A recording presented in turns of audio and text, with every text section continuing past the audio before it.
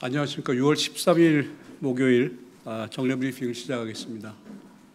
이태호 2차관은 6월 17일 개최되는 2019 국제수소에너지 컨퍼런스에 참석할 예정입니다.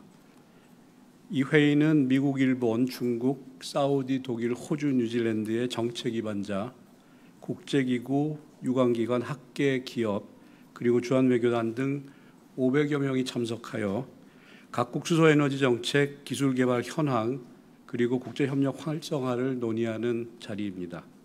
이 차관은 개회사를 통해 수소에너지의 미래 가능성과 에너지 전환 노력을 위한 협력의 중요성을 강조할 예정입니다.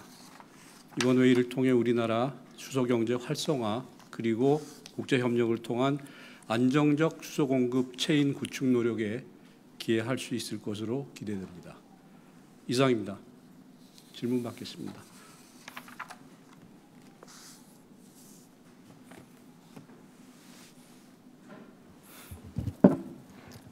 네, 조선비즈 윤희영 기자입니다. 주미대사관 기밀 유출 관련해서 공사급 고위 공무원이 중앙징계위에 회부될 것이라고 했었는데요. 혹시 징계위가 진행됐는지 그런 징계 절차 어떻게 되고 있는지 설명 좀 부탁드리겠습니다. 회부는 요청서는 발송이 됐습니다. 예. 그 이후의 상황은 징계위에서 결정을 해서 진행이 됩니다. 그러면 현재 그 공사 외교관은 한국에 있는 상태인가요? 아니면 아직 재해 공간에 있는 상태인 건가요? 예, 그 징계위 절차에 따라서 본인 판단에 의해서 결정을 할 것으로 봅니다. 본인 판단이라면 따로 부 차원에서의 뭐 인사 명령이라든지 인사 조치는 없었다라는 건가요? 징계 결정은 아직 안 난 상황입니다.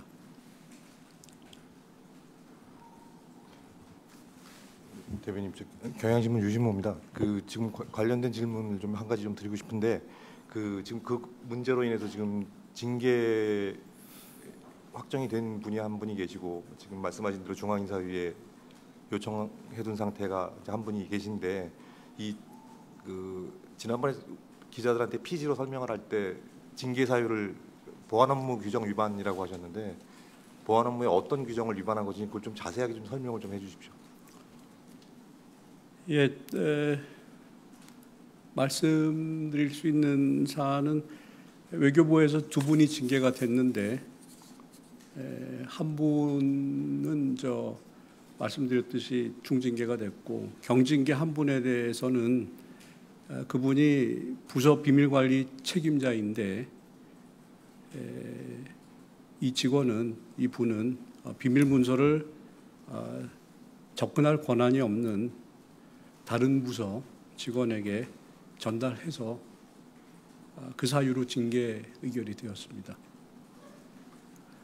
대변인, 그렇다면 지난번에 징계받은 K 참사관이 의회 담당 참사관인데 그 사람은 한미 정상 통화 요록에 접근할 권한이 없다고 지금 말씀하시는 거죠? 예.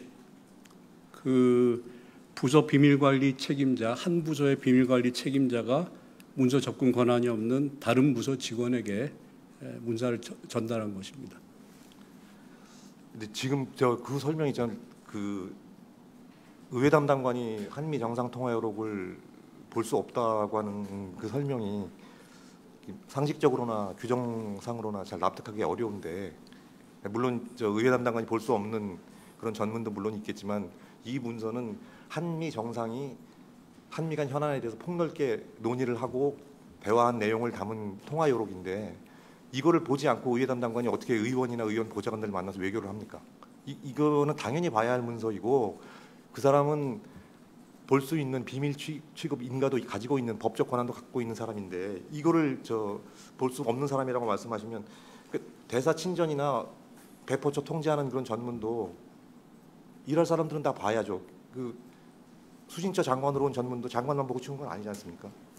예를 들어서 배포 범위를 어디까지 정할 것인가 하는 문제는 이건 보안 규정의 문제는 아니고, 이거는 대사의 위임하에 실무 직원이 어디까지 배포할 것인지 업무 판단 영역에 들어가는 할 문제인데, 이게 상식적으로 봤을 때 보안 규정으로 이 배포처를 어디까지 한정을 하고 누구한테는 배포하고 누구한테 배포하면 안 된다 이런 보안 규정은 없습니다. 이거는 업무 판단의 영역인데 상식과 원칙에 봤을 때 의회 담당 참사관이 한미 통화 요록을 볼 수 없다라고 하는 그런 결정을 납득할 수 있는 외교부 직원들이 있습니까? 예, 이 구체적인 건은 한 부서의 그 비밀관리 책임자가 접근 권한이 없는 다른 부서의 직원에게 그 비밀 문서를 전달한 그런 건입니다. 그렇게 이해를 해주시기 바랍니다. 아니 그러니까 지금 말씀하신 게 똑같은 말씀이신데 그러면 앞으로 일은 어떻게 합니까? 지금 이런 방식으로 외교부가 모든 일을 다 해왔고 대변인님도 공간에 계실 때 그런 업무 방식을 취하셨을 테고 지금 이 징계 담당하고 있는 징계위원장께서도 조세영 차관도 옛날에 공간 근무하실 때 이런 방식으로 일을 하셨을 겁니다. 이런 사람들 앞으로 이제 의회 담당관은 이거 못 본다라고 한다면 이건 규정에 있는 것도 아닌데 앞으로는 어떻게 일을 합니까 이 사람들은? 뭐 신문 보고 일을 합니까? 예, 기설명드렸듯이 조사가 이루어졌고 외부 전문가 포함해서 전문적인 그 검토를 거쳐서 징계 의결이 된 사항입니다. 그렇게 이해해 주시기 바랍니다. 아니, 그럼 한 가지만 더 여쭙게요. 그러면 그 징계 받으신 분은 징계위원회에서 소명을 할 때 뭐라고 소명을 했습니까? 그 자기가 잘못을 인정한다고 했습니까? 아니면은 억울한 점이 있다고 항소를 했습니까? 그 사항은 확인해서 말씀드릴 수 있는 것이라면 그렇게 하도록 하겠습니다.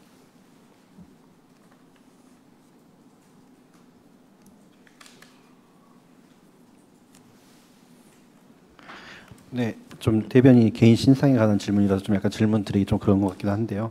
최근 기자협회부에서 대변인을 직접 거론하는 이제 비판 기사가 있었습니다. 혹시 이 기사와 관련해서 대변인께서 밝히실 입장이 있는지 좀 있다면 말씀해 주시겠습니까? 예, 특별히 말씀드릴 만한 내용 없습니다.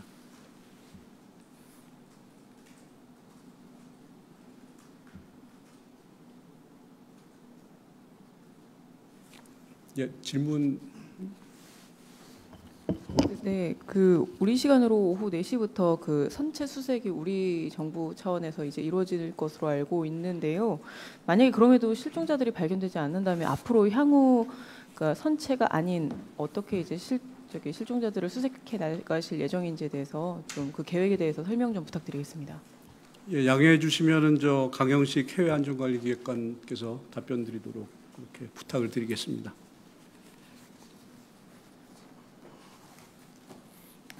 안녕하십니까. 해외안전관리기획관입니다. 말씀하신 대로 현지 시간 오늘 오전부터 선체에 대한 우리 구조대가 정밀 수색을 진행할 예정으로 있습니다. 저희 희망으로는 실종자 3분을 빠른 시일 내에 제가 찾아서 가족의 품으로 돌려드리고 그런 심정입니다. 오늘 결과에 상관없이 우리 정부는 현지 신속 대응팀을 중심으로 헝가리 정부와 긴밀히 협력해서 마지막 실종자 확인할 때까지 최선의 노력을 기울일 예정입니다.